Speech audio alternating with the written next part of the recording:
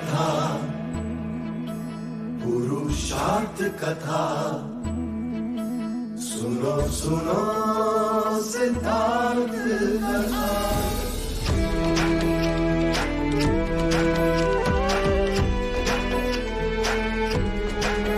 संसार में दुख का कारण क्या,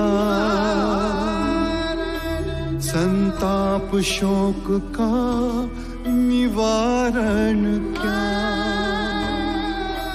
संसार में दुख का कारण क्या, संताप शोक का निवारण क्या। इस खोज में सब कुछ त्याग दिया, हर वैभव से वैराग लिया। वो सृष्टि से संयुक्त हुए, सिद्धार्थ से गौतम बुद्ध हुए।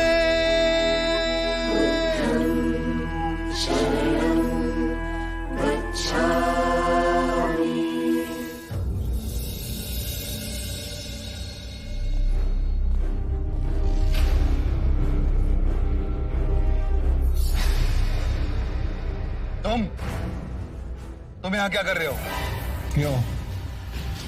मैं आपके कक्ष में नहीं आ सकता? जब बुलाया जाता है तब आते नहीं। मैं जिनका इतना आदर करता हूं उनका अनादर करते हो। बुद्ध के चरण छू लेते तो जीवन धन्य हो जाता तुम्हारा, किंतु तुम्हारा अहंकार। मैं ऐसे व्यर्थ लोगों के सामने नहीं झुकता। अजात शत्रु, इतना घमंड ना करो। सर झुकाओगे नहीं तो एक दिन सर कटवाओगे। वाह, क्या आशीर्वाद दे रहा है पिता अपने पुत्र को। और जिस व्यक्ति के कारण आपका मुझसे मतभेद है, उस व्यक्ति के लिए आपके मन में बड़ा प्रेम उमड़ रहा है। मैत्री के नाम पर आपने युवराज सिद्धार्थ को एक पूरी सेना की टुकड़ी कपिलवस्तु की सुरक्षा के लिए दे दी, और अब जब वो चोला पहन सन्यासी बन गया तो वेलू अनुपहार में दे दिया। क्या मुझे किसी भी विषय में तुम्हारी आज्ञा लेने की आवश्यकता है? नहीं, लेकिन अगर आप अपना भला नहीं सोचेंगे तो मुझे सोचने पे विवश होना पड़ेगा। जो ब्राह्मण वर्षों से हमारे निष्ठावान हैं, राजनीति से ले आपातकाल तक उन्होंने हमारा मगध का साथ दिया, उन्हें आपने कभी कुछ नहीं दिया, और बुद्ध पे आप दोनों हाथों से लुटाए।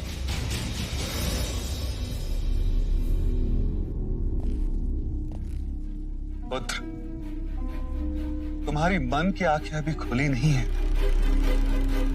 हमने ब्राह्मणों के साथ कोई अन्याय नहीं किया, पर बुद्ध अनमोल है। वो समस्त मानव जाति को संवारने आए।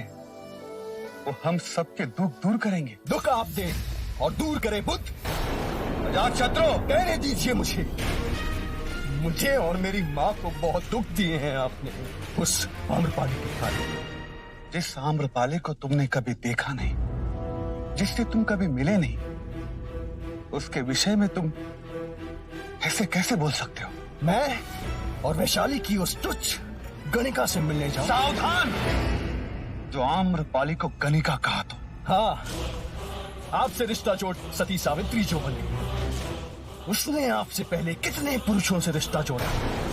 उसके हृदय में न जाने कितने लोग बसते। आपके पैसों पे पलने वाली एक तुच्छ गणिका। अजात शत्रु, मैं पिता हूं तुम्हारा। उसका खेद है मुझे।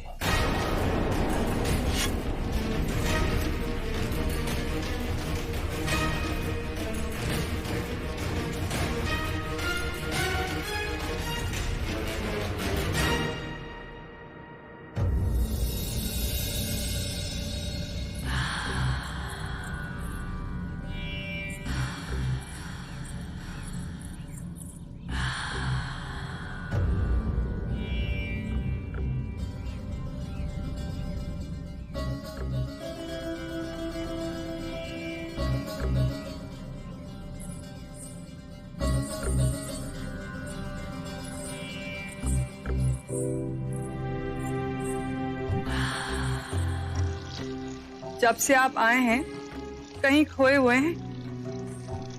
कोई बात है? मुझे नहीं बताएंगे? तुम्हें बताऊंगा तो तुम्हें भी दुख ही होगा।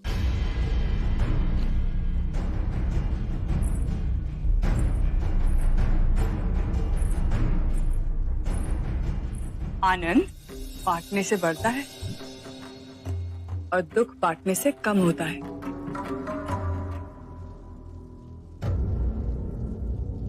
कहने को मगध नरेश बिंबिसार हो, किंतु इतना विवश कोई साधारण मनुष्य भी ना होगा।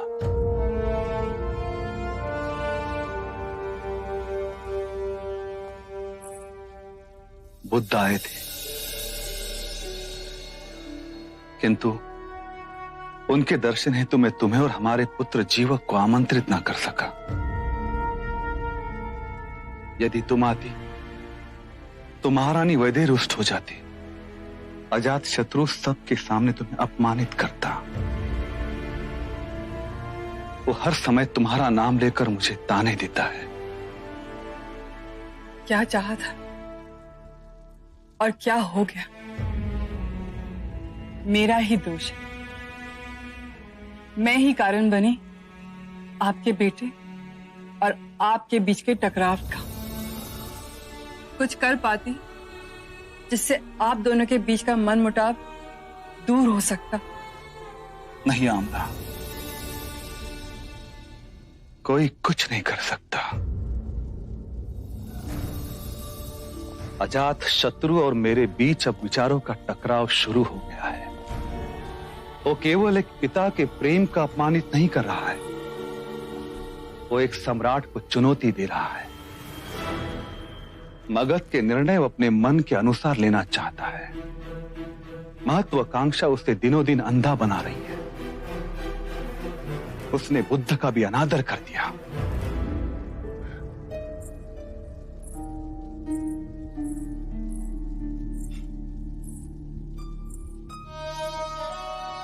मुनिवर के तो आगे हर शीश अपने आप ही झुक जाता है। किंतु उस अहंकारी का ना झुका। आम्रपाली, ये मेरा प्रारब्ध है, इसे मुझे ही भुगतना होगा। कोई इसमें मेरी सहायता नहीं कर सकता।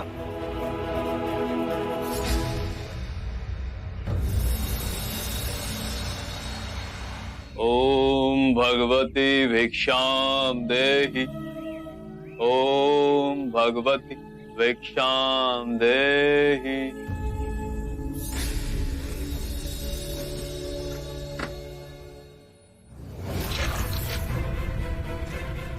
बिना परिश्रम चावल का पानी ही मिलेगा। चावल चाहिए तो जाकर खेत जोतो। कल्याण,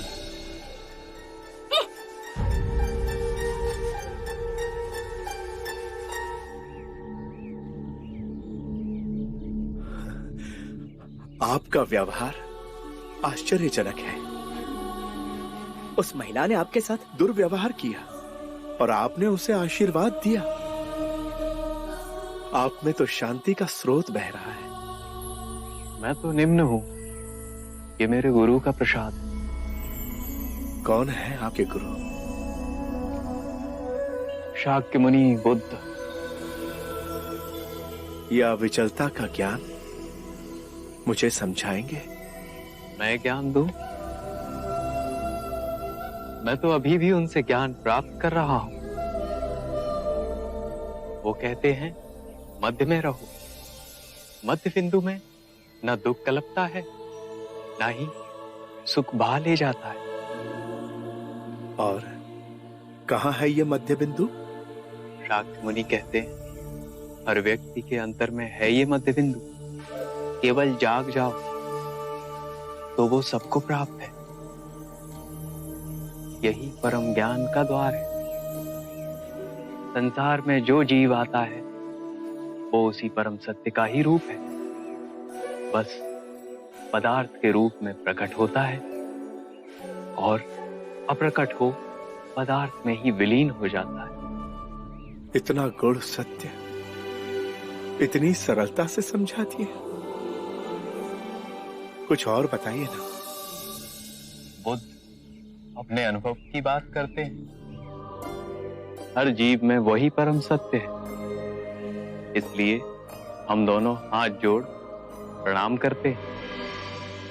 ये कोई भौतिक संस्कृति की बात नहीं, ये इस बात की सूचना देती है कि मेरे अंदर का परम सत्य आपके परम सत्य को पहचान रहा है, चाहे आपको ये ज्ञात हो या ना हो। क्या आपके गुरु मुझे अपना शिष्य स्वीकार करेंगे? अवश्य। हम शीघ्र ही मिलेंगे आपके गुरु शाक्य मुनि से। मोगलाना, मोगलाना, हम जिसे ढूंढ रहे थे वो मिल गया। शाक्य मुनि बुद्ध, उनके कथन अनुसार हम सबके अंतर में एक परम ज्ञान का द्वार है। उन्होंने स्वयं इसका अनुभव किया है। वो सुनी सुनाई बात नहीं दोहराते, अपने अपने अनुभव की बात करते हैं। तो देर किस बात की मित्र, चलो अभी उनके पास चलते हैं।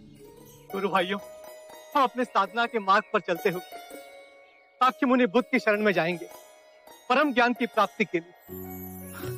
आपके चेहरे का भाव देखकर तो ऐसा प्रतीत हो रहा है जैसे कोई विशेष उपलब्धि का द्वार खुलने योग्य है। हम भी चलेंगे आपके साथ। गुरुजी, हम भी आपके साथ चलेंगे। हम भी चलेंगे गुरुजी। यदि आप सब साथ चलेंगे तो आश्रम में कोई शिष्य बचेगा ही नहीं। कोई तरीका तो होगा। फिर तो यही उचित है कि पहले हम गुरुदेव के पास जाकर उनकी आज्ञा लेते हैं। वो जैसा कहेंगे हम वैसा ही करेंगे। ठीक है, चलिए आइए। आइए। आप सब यहीं ठहरे।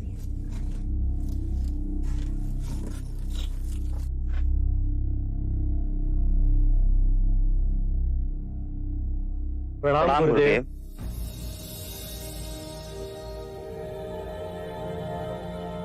आप सब लोग एक साथ, कोई विशेष बात? गुरुदेव, शाक्य मुनि बुद्ध मगध पधारे। हम सबका अंतर कहता है कि वो हम सबके लिए मोक्ष का द्वार खोलेंगे। यदि आपकी आज्ञा हो तो हम उनकी शरण में जाएंगे। हाँ गुरुजी, हम भी चलेंगे। हम भी चलेंगे आपके साथ चलेंगे। आप सब चले जाएंगे? मैं तो चाहता था कि तुम और मोगलाना आश्रम के कार्यभार को अपने हाथ में ले और अपने निर्णय से चलाओ। मुझे कोई आपत्ति ना होगी। गुरुदेव, जब हम घर छोड़कर आ गए तो अब हमें इस आश्रम के मुंह में कृपा मत बांधिए। हमारी आत्मिक प्रगति शाक्य मुनि बुद्ध के पास होगी, ऐसा विश्वास है मन में। यह आश्रम भी तो आपकी धरोहर है। गुरुदेव, कृपया आश्रम के मुंह से हमारे पांव में बेड़ियां न डालें। तो फिर ठीक है, जाओ और परम ज्ञान को प्राप्त करो। मेरा आशीर्वाद सदा आपके साथ है।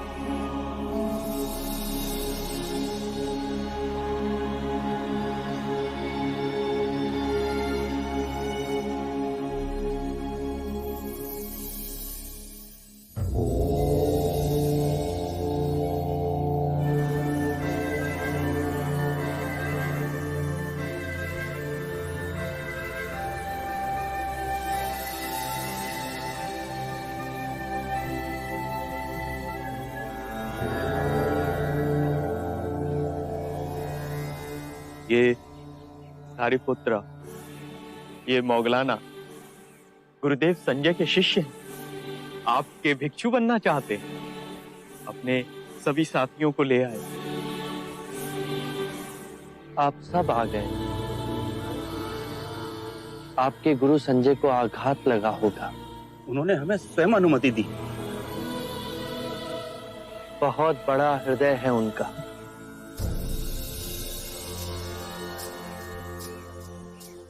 हमें वो अलौकिक दृष्टि नहीं है। अस्ता जी से आपकी सुगंध का समाचार आया। हमें लगा कि आपके चरणों में हमें मुक्ति प्राप्त होगी। आपको देखा तो लगा कि जन्म जन्मों की खोज पूरी हुई। हमें मत ठुकराइए, हम पर कृपा कीजिए। जब आप सबने पहला पग उठा ही लिया है तो मैं इस मार्ग में आपका संरक्षण अवश्य करूंगा।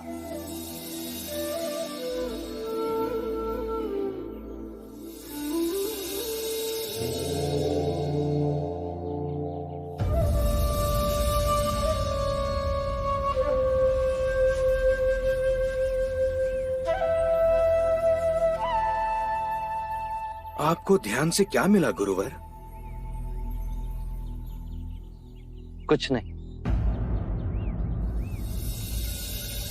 क्रोध खोया, उदासी खोई, चिंता खोई, असुरक्षा की भावना खोई,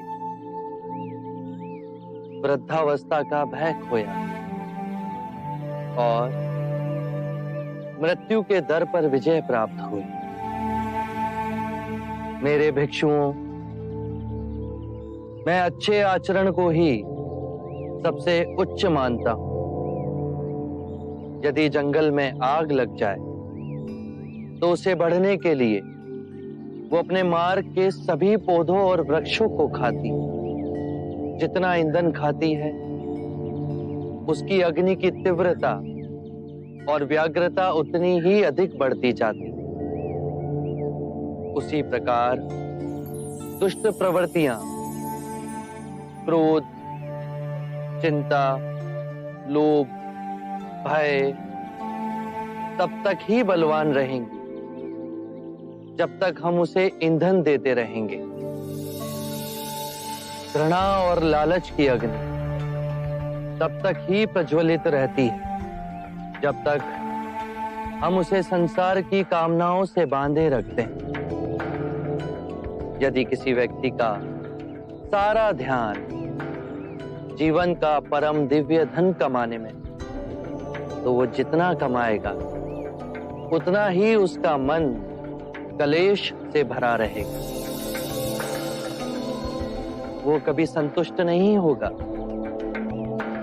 उसके प्राणों को हमेशा एक भय बांधे रखेगा। यदि ये धन समाप्त हो गया तो? यदि किसी व्यक्ति ने इन बीड़ियों को ही काट दिया तो ना उसे आने वाले कल की चिंता रहेगी, ना बीते हुए कल का बोझ। वो स्थिर रहेगा, जीवन के हर क्षण को जिएगा, मध्य में ही केंद्रित रहेगा। उसे इसी समय इस सृष्टि का आनंद प्राप्त होगा।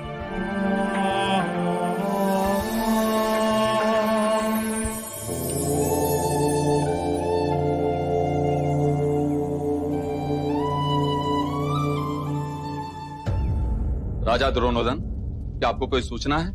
मगध युवराज अजात शत्रु किस कारणवश कपिलवस्तु आए हैं? स्पष्ट तो उन्होंने कुछ कहा नहीं, परंतु मुझे अजात शत्रु का व्यवहार मिलनसार नहीं लगा। कपिलवस्तु के लिए कोई अशुभ सूचना ना हो। अब तो सिद्धार्थ भी हमारे साथ नहीं, अन्यथा वो कभी उसकी बात को नहीं टालते। बड़ा मान देते हैं सिद्धार्थ को मगध नरेश बिंबिसार। शाक्य कुल शिरोमणि, शाक्यगढ़ अधिपति कपिलवस्तु का महाराज शुद्धोदन पधार रहे हैं।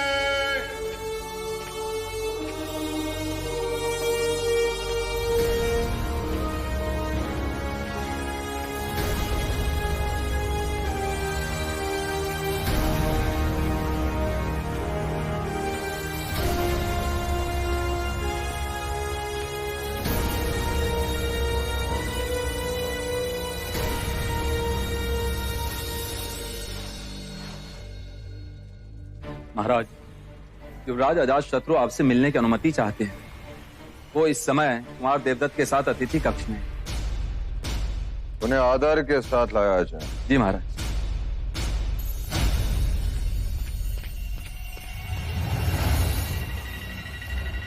युवराज अजात शत्रु, बचपन में मैं चीते का आखेट किया करता था, पर अब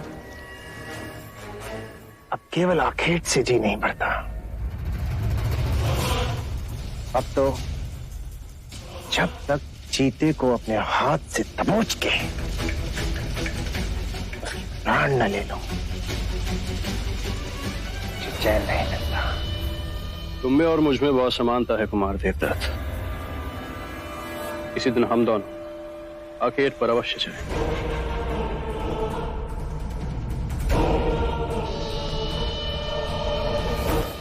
महाराज शुद्धोधन ने आपको दरबार में आदर पूर्वक बुलावा भेजा है। चलो मित्र, महाराज से भी मिलने।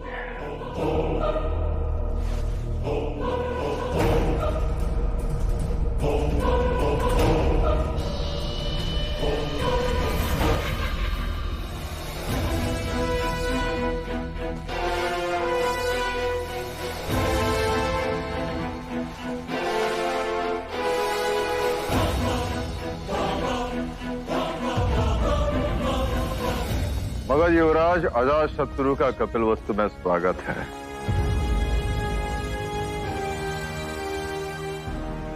यदि आप हमें कपिल वस्तु पधारने का संदेश भेजते तो आपके सम्मान में हम उचित प्रबंध कर पाते। कुछ स्थिति ऐसी पैदा हुई कि हमें अचानक आना पड़ा। महाराज, मगध में जब से युवराज सिद्धार्थ बुद्ध बनकर आए हैं, स्थिति उथल पुथल हो गई। सामाजिक विषमताओं का निर्माण हो रहा है। दूसरे प्रदेश के लोग सन्यासी बनकर मगध की ओर आ रहे हैं। समाज के कई वर्गों में इस बात को लेकर असंतोष जन्मा है। और दूसरी बात जो हमारी चिंता को और बढ़ा रही है, दक्षिण मगध के कुछ गांवों में लुटेरों का आक्रमण हो रहा है। उन्हें रोकने के लिए हमें अधिक सेना की आवश्यकता है। मगध की सेना जो आपकी सुरक्षा के लिए कपिल वस्तु में है, यहां और नहीं रह सकती। मैं अपनी सेना लेने आया।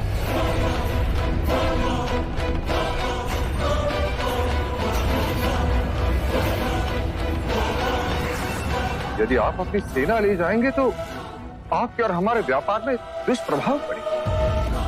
व्यापारियों की सुरक्षा का प्रश्न खड़ा हो जाएगा और कौशल अवसर देखकर उपद्रव मचा देगा। महाराज, मैं विवश हूं, और वैसे भी इतने वर्षों में कपिल वस्तु ने अपना खोया हुआ बल पा ही लिया होगा। अब मगध की सेना की यहां मुझे कोई विशेष आवश्यकता नजर नहीं है। मुझे आज्ञा दे महाराज।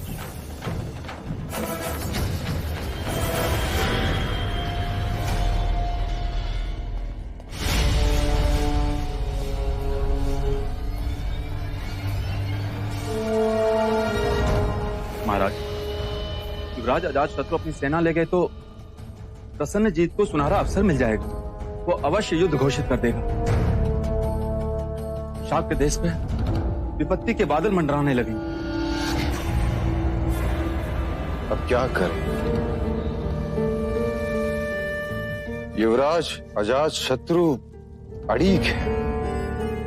यदि सिद्धार्थ होता तो वो महाराज बिंबिसार को हमारी दुविधा अवश्य समझाता था। महाराज, युवराज सिद्धार्थ नहीं है तो क्या हुआ? मैं तो हूं। मैं अजातशत्रु से बात करूंगा और उसे पूरी स्थिति समझाने का प्रयत्न करूंगा। और मुझे अनुमान है कि मैं उसकी सेना को यहां रोकने में अवश्य समर्थ होगा। महाराज, मेरे विचार से यही उचित होगा। यदि देवदत्त को इतना विश्वास है कि वो अजातशत्रु को रोक सकता है तो उसे एक बार प्रयास करने दें।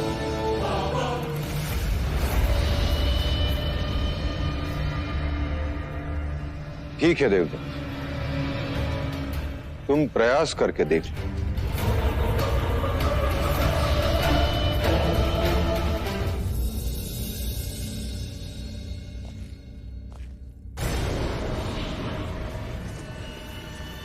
प्रणाम युवराज।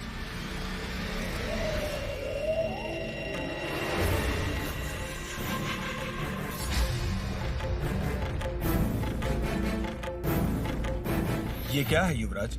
इतने वर्षों तक आपने हमारी सुरक्षा की है। महाराज शुद्धोधन की ओर से ये भेंट स्वीकार कर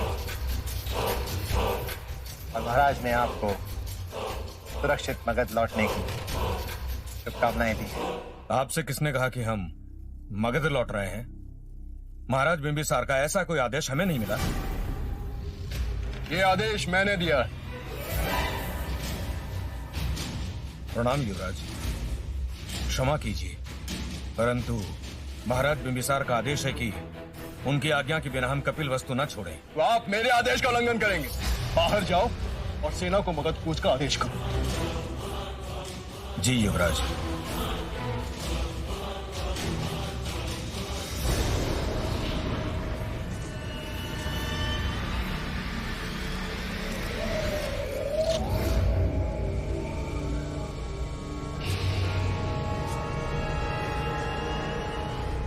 हम में और भी समानताएं हैं मित्र।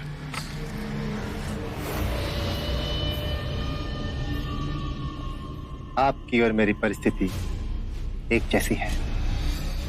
महाराज वृद्ध हो चुके हैं और हम युवा, तो उनकी सोच हमारी सोच से कैसे मेल खा सकती है?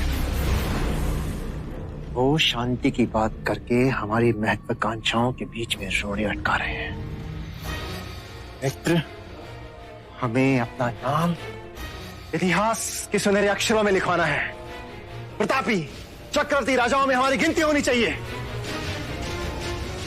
किंतु ये बात न आपके महाराज समझते हैं न कपिलवस्तु के। हमारा कथन सत्य है,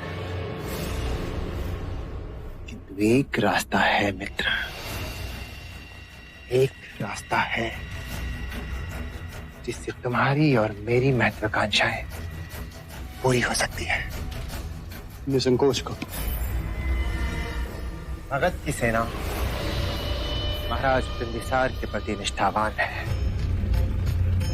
और मेरे कुछ सेना नायक मेरे प्रति निष्ठावान है, जो कभी भी नाम और वेश बदलकर मगध की सेना के रूप में आपकी सहायता के लिए पहुंच सकते हैं। और जब भी सही अवसर देख आप मगध महाराज बनने का दावा करें तो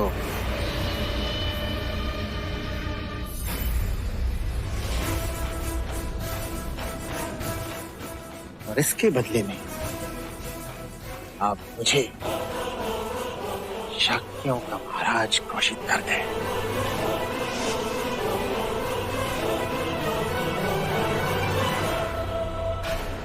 अर्थात कपिलवस्तु से जो सेना आएगी वो मगध की नहीं, हमारी सेना।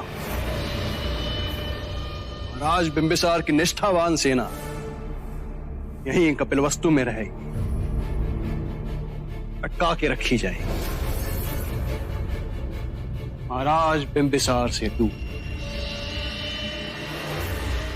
मित्र, महाराज की आज्ञा का पालन करके अपना स्वार्थ साधो, अपनी सेना को यहीं रहने दो। एक बड़े लाभ के लिए मुझे छोटी पराजय स्वीकार है। मगध की सेना यही कपिलवस्तु में तैनात रहेगी। जब लोहा गर्म होगा मैं चोट मार,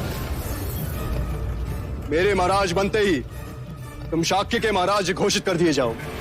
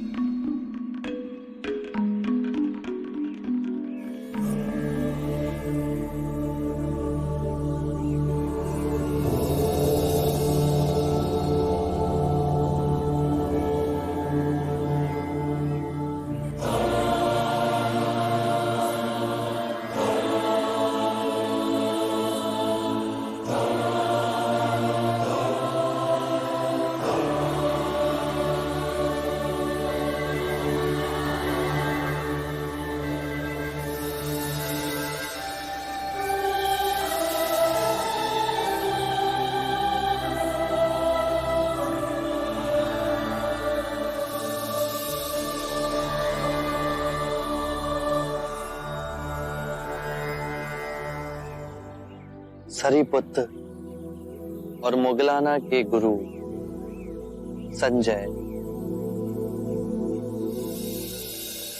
आपने कैसे जाना?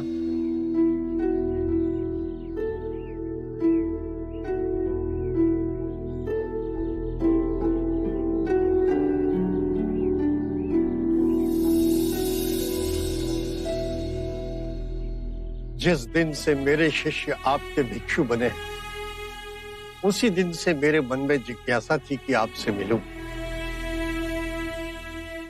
मेरे भी कुछ प्रश्न हैं, कृपा करके उनके उत्तर देंगे? अवश्य। आपका शिक्षण क्या है? आपके सिद्धांत क्या है? वैसे मेरे विषय में मैं कहूं तो मैं किसी सिद्धांत पर भरोसा नहीं करता। आपको अपने सिद्धांतों पर भरोसा ना होने में भरोसा है? क्या आप अपने अविश्वासी होने पर विश्वास करते हैं? ये तो वाक्यों का खेल है। नहीं, ये आपकी बुद्धि का खेल है। मेरे विश्वास और अविश्वास का तो प्रश्न ही नहीं है। प्रश्न है कि आपके सिद्धांत क्या है। यदि कोई भी व्यक्ति एक बार किसी भी सिद्धांत को पकड़ लेता है तो सर्वप्रथम वो अपनी स्वतंत्रता खो देता है। वो रूढ़िवादी होता जाता है। उसे लगता है कि जो उसका सिद्धांत है वही सही है। उसका विश्वास ही विश्वास है, बाकी सब असत्य है। और जहां विचारों की स्वतंत्रता की बलि हुई, एक ही विचार घेरा डाल लेता है। मनुष्य और संकीर्ण होता जाता है और यहीं से संघर्ष और द्वंद्व की शुरुआत होती है। किसी भी बात का विश्वास अविश्वास का भी विश्वास मोह में डालता है। विचारों में बहुत शक्ति है।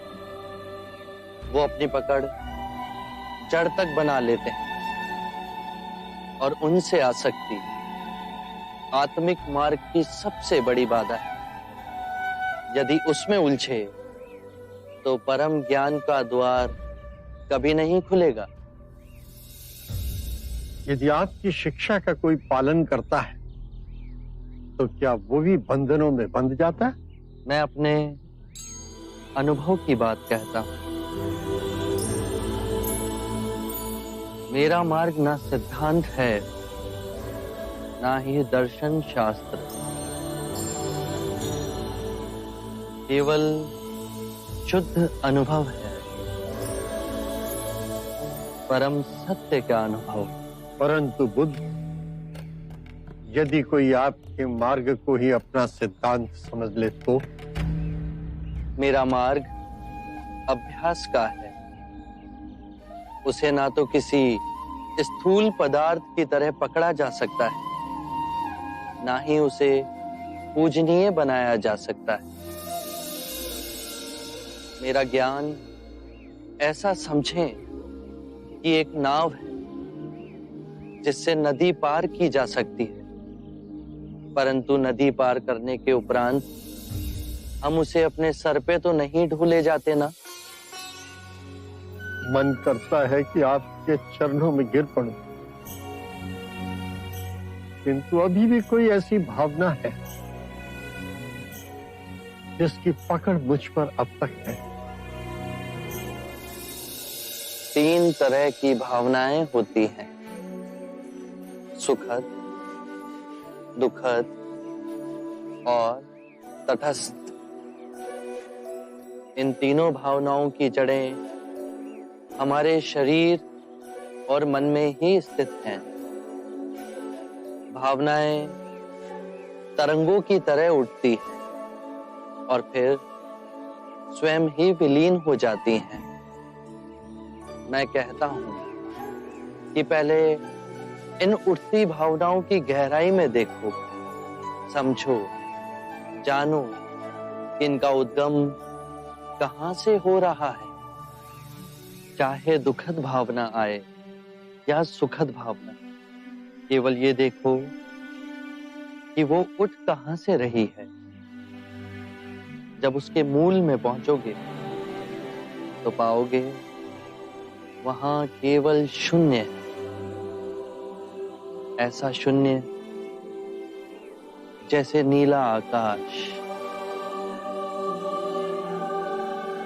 वो शून्य तो है, परंतु सबको अपने अंदर समेटे हुए है, एक चादर की तरह। बस अभ्यास करो, धीरे धीरे अभ्यास करते करते ये पाओगे कि लहरें उठना बंद हो गई। परम शांति की जो झील हमारे अंतर में है, वो तो विचलित ही नहीं हो रही। फिर और गहरे में जाओगे तो पाओगे कि भूल कहां कर रहे थे। जो नश्वर है उसे अविनाशनीय समझ बैठे थे। अज्ञान ही सभी विषमताओं की जड़ है। मैं केवल ध्यान की बात कहता हूं। ध्यान से अज्ञान दूर होगा। अज्ञान ना पूजा से, ना व्रत से, ना चढ़ावों से, ना किसी तप से समाप्त होगा। बहुत देर निद्रा में रहे संजय। उठो, जागो, स्वयं को पहचानो।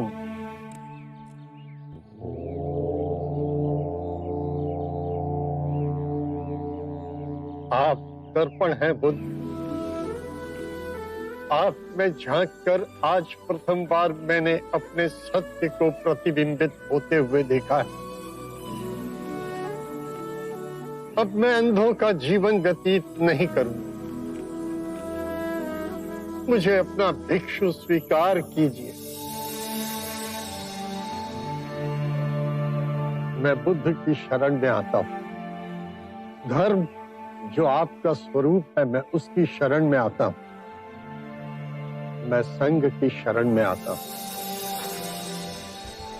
बुद्धं शरणं गच्छामि, धम्मं शरणं गच्छामि, संघं शरणं गच्छामि।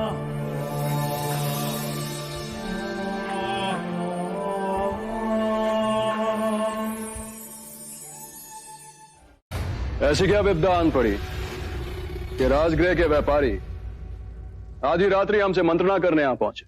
युवराज, बुद्ध के विरोध हमारी जो चिंता है, आपके सिवा और कौन समाधान करेगा? कहिए, हमसे जो बन पड़ेगा हम करेंगे। बड़ी विपदा है युवराज। घोर क्रांति आई हुई है नगर में। प्रत्येक युवक के अंदर होड़ मची हुई है उस बुद्ध का भिक्षुक बनने की। वो अपने वृद्ध माता पिता को छोड़कर, पत्नियों को त्याग कर, बच्चों से मुंह मोड़कर, सभी चीजों को त्याग कर संन्यास और वैराग्य के मार्ग पर जा रहे हैं। मगध इस तरह अपना युवाधन खो देगा महाराज। समस्या भीषण रूप धारण कर रही है। विवाह योग्य कन्याओं के विवाह नहीं हो रहे। और अपनी सेना को लीजिए, वहां भी युवा कहां भर्ती हो रहे हैं। तो आपकी समस्या सामाजिक है। हमें सामाजिक समस्या से क्या लेना देना? हम तो अर्थव्यवस्था की डामाडोल होने की आशंका से भयभीत थे महाराज। यदि सब वैरागी हो गए तो हमारी सारी दुकानें बंद हो जाएंगी युवराज। तो आप महाराज बिंबिसार के सामने अपनी समस्या को रखिए। रखी थी। उन्होंने कहा कि वो किसी की निजी इच्छा में हस्तक्षेप नहीं कर सकते। युवराज, अब आप ही हमारा संरक्षण करें। आपके पास धन है। धन से बड़े बड़े सत्य को झुटलाया जा सकता है। कुछ ऐसा कीजिए, लोगों को धन दे, उन्हें उकसाइए, जनता में ये बात फैलाइए कि ये भिक्षुगण सबके सब ढोंगी। भिक्षुओं को चुनौती दीजिए, कुछ ऐसा करिए कि इनका नाम ही मटिया मेट हो जाए। ये कोई कठिन कार्य नहीं है, हम कर सकते हैं। लेकिन महाराज को पता चला, कौन साथ देगा? आप।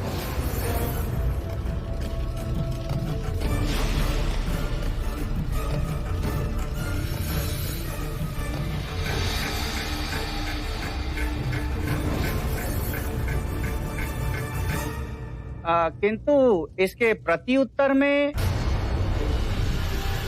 जब युवराज को आपके साथ की आवश्यकता हो तो आप उसके पक्ष में खड़े रहे। अवश्य अवश्य, हम आपके साथ हैं।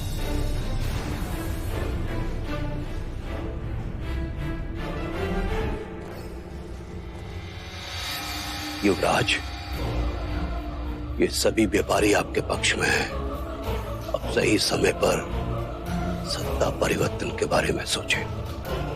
सही समय का संकेत मैं शीघ्र ही मिलने वाला है। आरंभ हो गई निर्वाण प्रथा, सुनो सुनो ये बुद्ध कथा।